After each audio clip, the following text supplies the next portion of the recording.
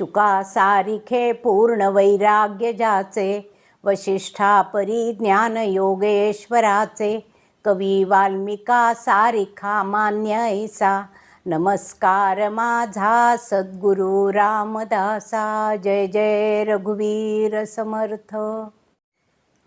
नमस्कार. स्मितचिंतन बोध या आपल्या यूट्यूब चॅनलवर आपण जर नवीन असाल तर सबस्क्राईब अवश्य करा. व्हिडिओ जर आवडला तर अभिप्राय लिहा आणि परिचितांनाही पाठवा. आजचा हा व्हिडिओ समर्थ रामदास स्वामी यांच्या कार्यावरती लिहिलेला आहे. शके 1530 म्हणजे इसवी सन 1608 साली रामनवमीला रामजन्माच्या वेळी आई राणूबाई आणि वडील सूर्याजीपंत ठोसर या नावांचे कुलकर्णी म्हणून राहत होते त्यांच्या घरी नारायणाचा जन्म झाला. पुढे तेच रामदास स्वामी राष्ट्र संत म्हणून प्रसिद्ध झाले. वयाच्या 5व्या वर्षी त्यांची मुंज झाली. पुढे 12व्या वर्षी लग्न मंडपातून शुभलग्न सावधान हे शब्द कानावर पडताच ते अतिशय सावध झाले आणि तिथून जे पसार झाले ते कुणालाच सापडले नाहीत. विवाह बंधनात न पडता ते नाशिक येथे टाकळी गावी आले. 12 वर्ष त्यांनी पुरश्चरण केलं. प्रभू रामरायाची कृपा त्यांना लाभली होती. 12 वर्ष तीर्थयात्रा केल्या. राम उपासनेत अखंड काळ व्यतीत केला. पुढे लोक त्यांना रामदास नावाने संबोधू लागले. रामाबरोबर मारुतीचीही उपासना ते करीत असत. ठिकठिकाणी मारुतीची 12 मंदिरच त्यांनी स्थापन केली. त्यांचा शिष्यवर्गही बराच होता. कल्याण हा सर्वात आवडता असा त्यांचा शिष्य होता. स्वराज्य संस्थापक शिवाजी महाराज यांना आपले स्वामी ते मानित असत. आपले राज्य त्यांनी रामदास स्वामींना अर्पण केले, परंतु समर्थांनी ते शिवाजी महाराजांनाच परत केले आणि आपल्या स्वामित्वाची केवळ खूण म्हणून फक्त फौजेचा झेंडा भगवा असावा अशी इच्छा प्रदर्शित केली. समाजात स्वातंत्र्य अभिमानाची ज्योत सतत तेवत ठेवणे आणि राजकारणाचे अतिशय उपयुक्त सल्ले देणे यावरून त्यांच्या ऐतिहासिक कार्याची कल्पना आपल्याला येते.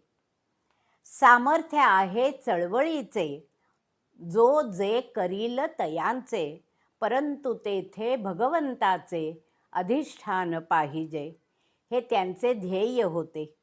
भगवंतावर त्या रामावर त्यांची अढळ श्रद्धा होती. सर्वांना श्रीराम जय राम जय जय राम हा 13 अक्षरी मंत्राचा ते उपदेश करीत असत. समर्थ रामदासांच्या सांगण्यावरून परस्परांना भेटल्यावर राम राम अशी म्हणायची प्रथा पडली. आध्यात्मिक लेखन त्यांनी विपुल केले. वेदातील गूढ तत्वज्ञान अगदी सोपं आणि सुलभ करून दासबोध हा जीवनावश्यक ग्रंथ त्यांनी लिहिला. दासबोध हा ओवीबद्ध असलेला आणि 20 दशकं 200 समास अंतर्भाव असणारा ग्रंथ आहे. करुणाष्टके, आरत्या अशा विविध रचना तसेच मनास शिकविणारे मनाचे श्लोकही त्यांनी लिहिले. त्यांचे वाङ्मय हे स्फूर्तिदायक आहे. ते स्वतः अतिशय विरक्त होते. आधी संसार करावा नेटका, मग घ्यावे परमार्थ विवेका असे ते सांगत असत. कर्तव्यास चुकू नका असे समजावतही असत. संसार उत्तम करता करताच परमार्थाची वाट चोखळावी, ती कठीण अजिबात नाही हे पटवून देत असत. साताऱ्याजवळील परळी किल्ल्यावर ते राहत होते. त्यांना भेटावयास संत मंडळी वारंवार येत असत. त्यावरूनच त्या किल्ल्याला सज्जनगड असे नाव पडले आणि ते पुढे रूढही झाले. या गडावरच 22 जानेवारी 1682 रोजी माघ वद्य नवमीस रामनाम घेतच त्यांनी आपला देह ठेवला. ते समाधीस्थ झाले. ती रामदास नवमी म्हणून ओळखली जाते. दरवर्षी रामदास नवमीला महाराष्ट्रात अनेक ठिकाणी हा दिवस मोठा उत्सव म्हणून साजरा करतात. ऐकूया रामदास स्वामींची स्वरचित आरती. जय देव स्वामी रामदासा, आरती करीतो आम्ही जीवन विश्वासा.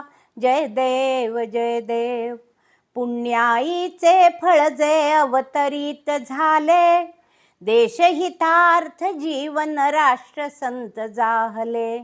दैवत राम होई नित्य निज ध्यासा, आरती करीतो आम्ही जीवन विश्वासा.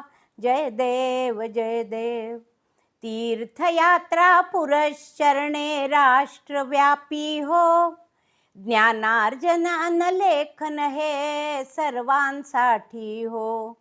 एकांताने चिंतन जनहित अभ्यासा, आरती करीतो आम्ही जीवन विश्वासा. जय देव प्रपंच परमार्थाची सांगड घालावी, देह बुद्धीहुनी श्रेष्ठ देव बुद्धी ती यावी. कार्य धैर्य निष्ठा संत तोची खासा, आरती करीतो आम्ही जीवन विश्वासा. जय देव स्वामी रामदासा, आरती करीतो आम्ही जीवन विश्वासा. जय देव दासबोधाचा अभ्यास करीत असताना आणि अभ्यास पूर्ण झाल्यावर 3 वर्षाच्या परीक्षा दिल्यानंतर एक 4 ओळीमध्ये समर्थांचं चरित्र मला काव्यमय सुचलं. ते असं. सावधान ऐकताच झाले सावध चित्त जयाचे, पुरश्चरणी तीर्थाटने वाहले जीवन सर्व तयांचे. नीती धर्म सुविचार चिंतनी विपुल लेखन केले, बोधकथूनी मनास शिकवनी राष्ट्र संत जाहले. ते राष्ट्र संत जाहले. धन्यवाद.